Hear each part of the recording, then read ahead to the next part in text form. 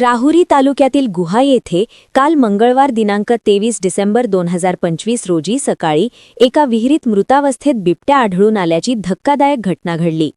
या घटनेमुळे गुहा गावासह परिसरात खळबळ उडाली असून ग्रामस्थांमध्ये भीतीचे वातावरण निर्माण झाले आहे।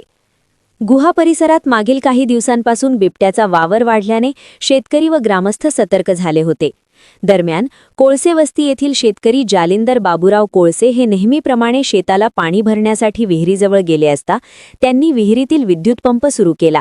मात्र पाणी येत नसल्याने त्यांनी मोटर तपासण्यासाठी विहिरीत डोकावले। त्यावेळी त्यांना विहिरीत एक बिबट्या मृतावस्थेत दिसून आला।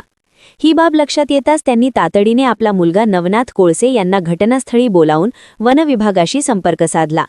माहिती मिळताच राहुरीचे वनक्षेत्रपाल ज्ञानेश्वर साळुंखे यांच्या मार्गदर्शनाखाली वनपाल संदीप कोरके, वनमजूर बाळासाहेब दिवे, वाहनचालक ताराचंद गायकवाड तसेच वन्यजीव मित्र अनिल जाधव हे तात्काळ घटनास्थळी दाखल झाले।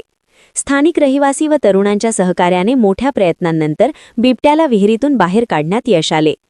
मृत बिबट्याला वनविभागाने ताब्यात घेतले असून शवविच्छेदनानंतरच त्याच्या मृत्यूचे नेमके कारण स्पष्ट होणार असल्याची माहिती वनविभागाकडून देण्यात आली आहे।